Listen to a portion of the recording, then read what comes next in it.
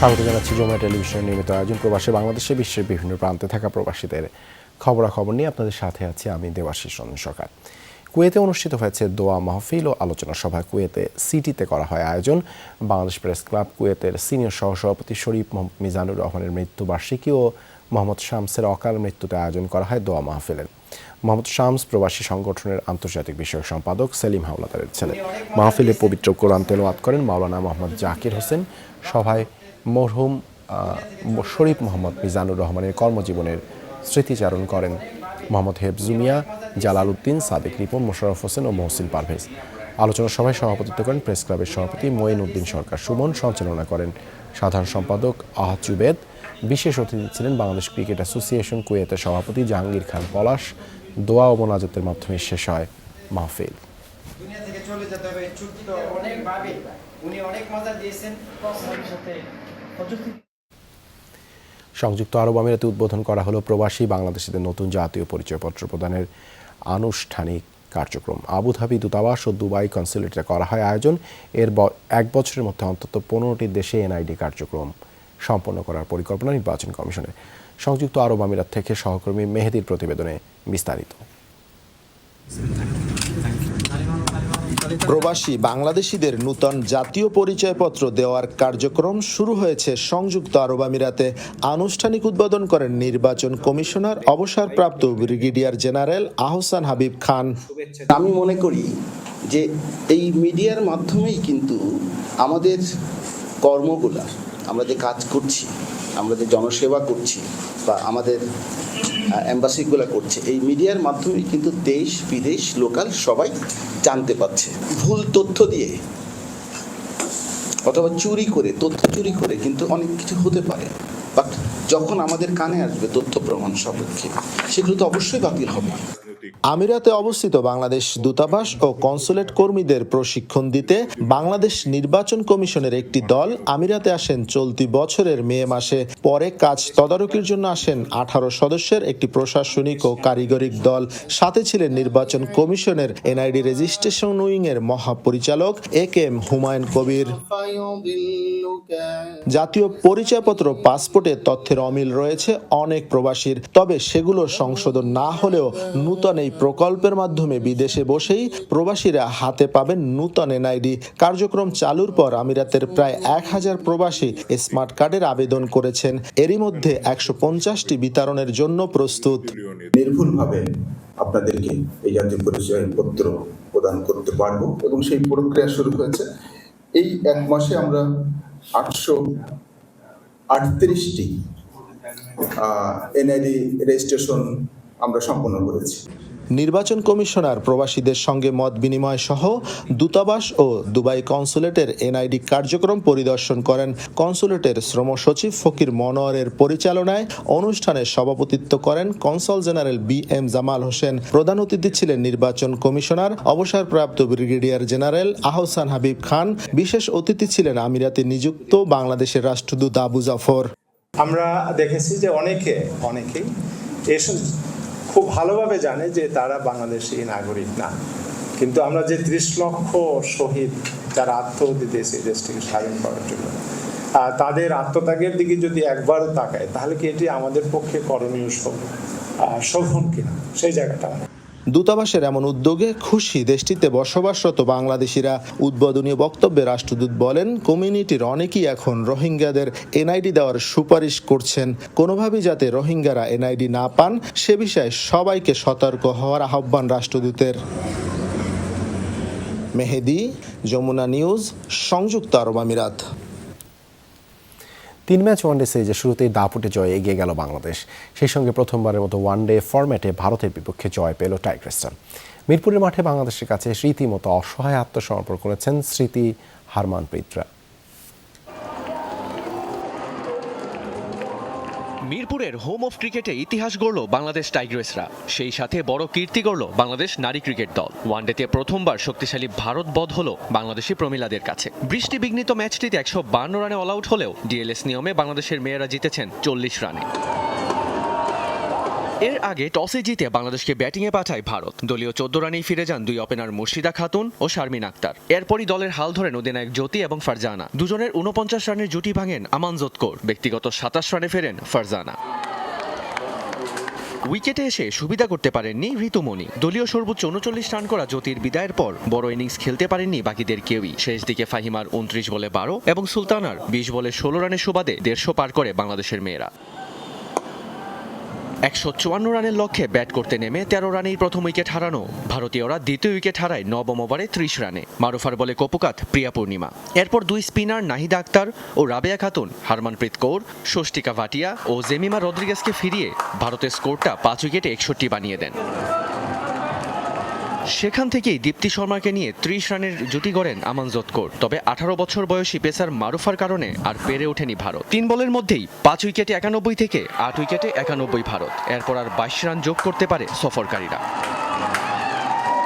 ইতিহাস গড়া এই জয়ে বিসিবিতে খুশির আমেজ। অফকোর্স এটা একটা মেমোরেবল ভিক্টরি ফর আমাদের উইমেন্স ক্রিকেটের জন্য। আপনারা জানেন যে ভেরি রিসেন্টলি আমরা মেয়েদের কিছু ব্যাপারে সিদ্ধান্ত হয়েছে বোর্ডের, এবং মেয়েরাও খুব পজিটিভ, এবং তারা যেভাবে যাদের টিম স্পিরিট দেখাচ্ছে এবং পারফর্ম করছে, আমরা উই আর হ্যাপি। আগামী 19 জুলাই সিরিজের দ্বিতীয় ওয়ানডেতে বাংলাদেশি টাইগ্রেসদের মুখোমুখি হবে সফরকারী ভারত। মেহেদি রিয়ান, যমুনা স্পোর্টস, ঢাকা।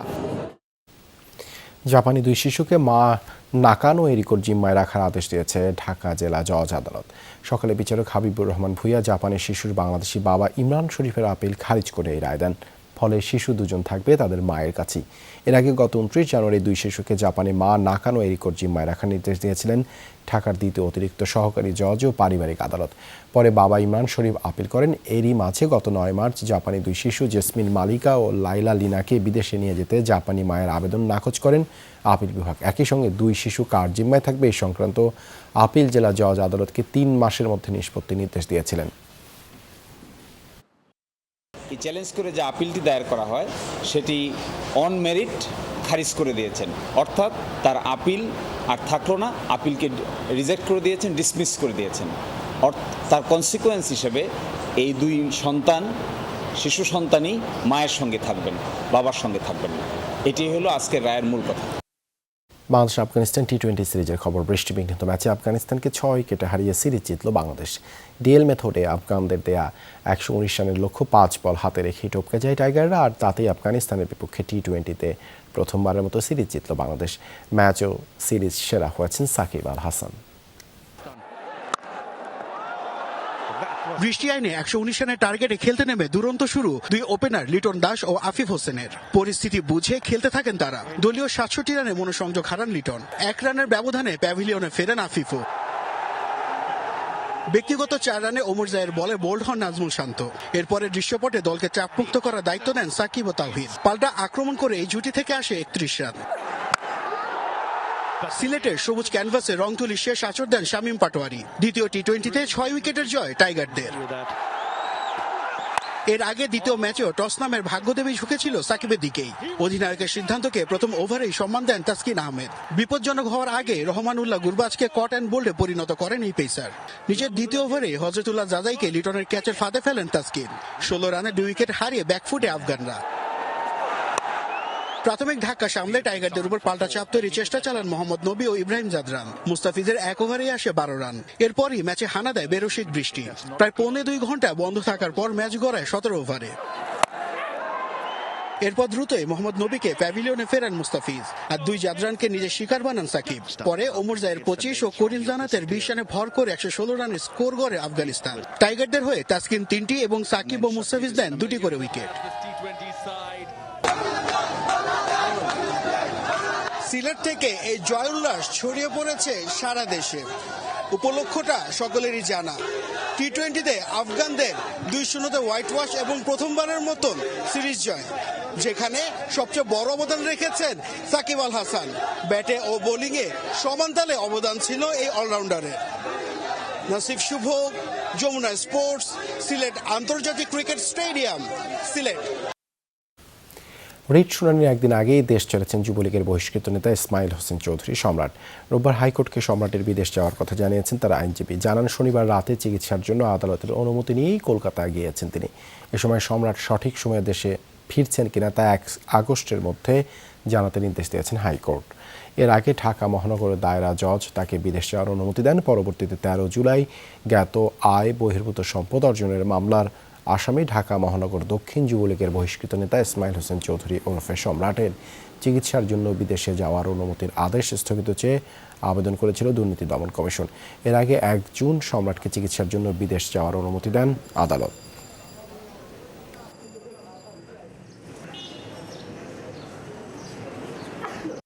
এটা ওনাকে আইনগতভাবেই দেওয়া হয়েছে। আমরা বললাম আইনগতভাবে যদি দেওয়া হতো উনি কোন দেশে যাবে, কখন যাবে, কিভাবে যাবে, এগুলি তো ওনার বেরিয়া প্রেসে থাকতো। কোন দেশে চিকিৎসা প্রয়োজন ওই জায়গাটা একদম ভেগ, ওনার দরখাস্তও নাই, বিচারক মহোদয়ের ওখানে অ্যাপ্লিকেশনও নাই। আগামী 1 আগস্ট 2023 পর্যন্ত আমাদের যে দরখাস্ত ওনার বিদেশ যাওয়া বন্ধের ব্যাপারে এটি স্ট্যান্ড ওভার রেখেছি। দখলকৃত পশ্চিম তীরে ইসরায়েলি পুলিশের উপর হামলা চালিয়েছে ক্ষুব্ধ ফিলিস্তিনিরা। আহত হয় 3 ইহুদি বেসামরিক। তেল আবিবের এক বিবৃতিতে বলা হয়, রোববার সকালের হামলায় আহত হয়েছে 9 ও 14 বছরের 2 শিশু। এছাড়া গুরুতর আহত হয় তাদের বাবা 35 বছর বয়সী এক ব্যক্তি। কাছাকাছি একটি অবৈধ বসতির বাসিন্দা তারা। ইসরায়েলের দাবি, হামলার সময় গাড়ি নিয়ে যাচ্ছিল পরিবারটি। অপর একটি গাড়ি থেকে গুলি ছোড়া হয় তাদের লক্ষ্য করে। এই ঘটনায় 2 জন জড়িত বলে ধারণা ইহুদি পুলিশের। হামলাকারীদের সন্ধানে চলছে অভিযান। চলতি মাসের শুরুতেই পশ্চিম তীরে সবচেয়ে বড় অভিযান চালায় ইসরায়েল। নিহত হয় 12 ফিলিস্তিনি ও 1 ইসরায়েলি সেনা।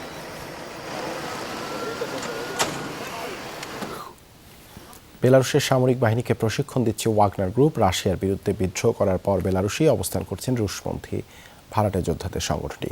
মিনস্ক বলছে, ইউক্রেনীয় বাহিনীর বিরুদ্ধে সদ্য লড়াইয়ের অভিজ্ঞতা রয়েছে ওয়াগনারের।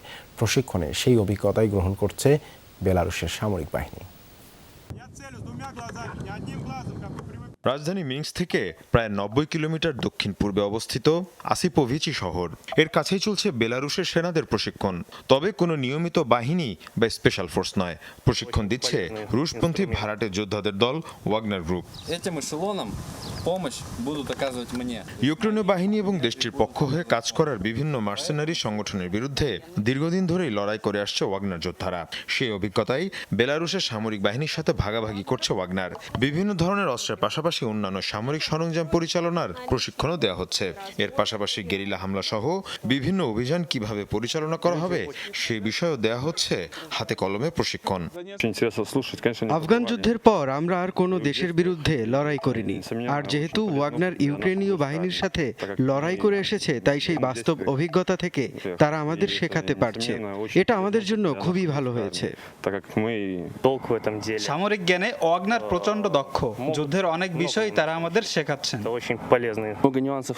সামরিক প্রশিক্ষণে অনেক ধরনের সূক্ষ্ম সূক্ষ্ম বিষয় রয়েছে।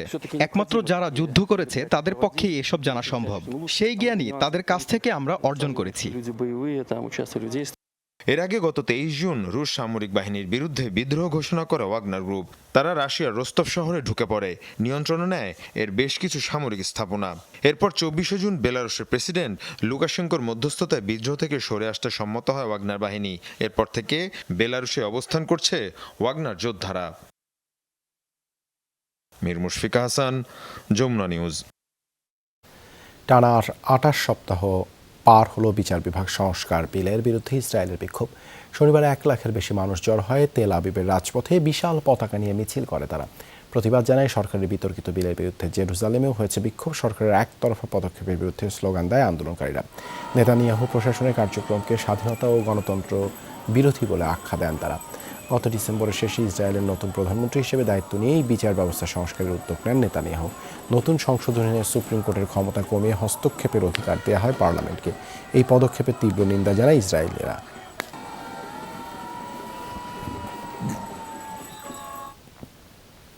যুক্তরাষ্ট্রের জর্জিয়া অঙ্গরাজ্যে বন্দুকধারীর হামলায় প্রাণ হারিয়েছেন 4 জন। শনিবার স্থানীয় সময় সকালের দিকে হ্যাম্পটন শহরে ঘটে এই ঘটনা। প্রশাসন জানায়, ডগউড লেক এলাকায় আকস্মিক হামলা চালায় বন্দুকধারী এক ব্যক্তি। এতে ঘটনাস্থলে প্রাণহানির ঘটনা ঘটে। নিহতদের মধ্যে 3 পুরুষ ও 1 নারী রয়েছে। হামলার উদ্দেশ্য কিংবা নিহতের হামলাকারীরা পূর্ব পরিচিত কিনা সে বিষয়ে কিছু জানাতে পারেনি পুলিশ। এই ঘটনায় এক ব্যক্তিকে শনাক্ত করেছে পুলিশ। তাকে গ্রেপ্তারে চলছে জোরালো অভিযান। সন্দেহভাজন ওই হামলাকারীর ছবি প্রকাশ করা হয়েছে। তাকে ধরিয়ে দিতে পারলে $10,000 পুরস্কার দেওয়ার ঘোষণা দিয়েছে প্রশাসন।